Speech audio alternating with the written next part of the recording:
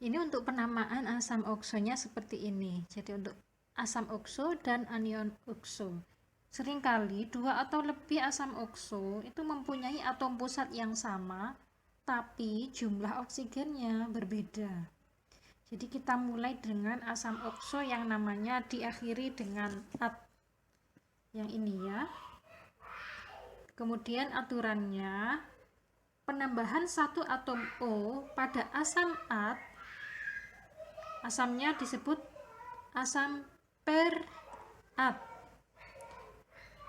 Jadi menambahkan satu atom O pada misalkan HClO3 ditambahkan satu O jadinya HClO4.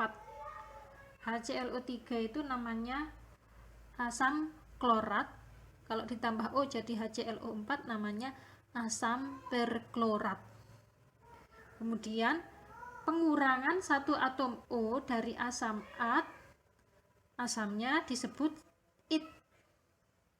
Jadi misalkan contohnya asam nitrat atau HNO3 ya, misalkan HNO3 disebut asam nitrat.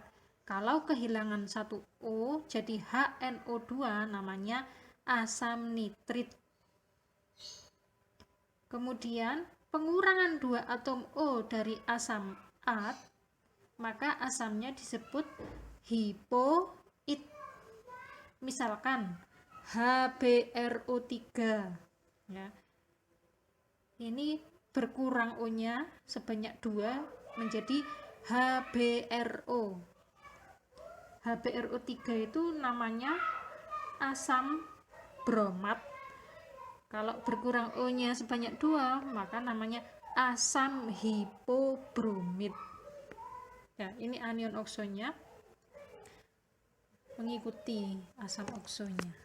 Nah, ini contohnya di tabel HClO4 asam perklorat. Anionnya kan namanya anion perklorat. Ya, O-nya 4. Kalau kehilangan satu O namanya asam klorat. Patokannya yang ini ya, HClO3. Jadi asam klorat kalau ditambah 1 O maka asam perklorat. Kalau berkurang 1 O namanya asam klorit. Kalau berkurang 1 O lagi namanya asam hipoklorit. Ya, ini bahasa Inggrisnya chlorous acid, ini asam klorit kalau bahasa Indonesianya ya. Sekarang kalau basa dapat digambarkan sebagai zat yang menghasilkan ion hidroksida atau OH- ketika dilarutkan dalam air. Contoh basa sederhana, NaOH dinamakan sodium hidroksida. Na itu natrium sama dengan sodium. KOH, ya, KOH itu kalium atau potasium. Jadi ini KOH ini potasium hidroksida. BaOH 2 kali barium hidroksida.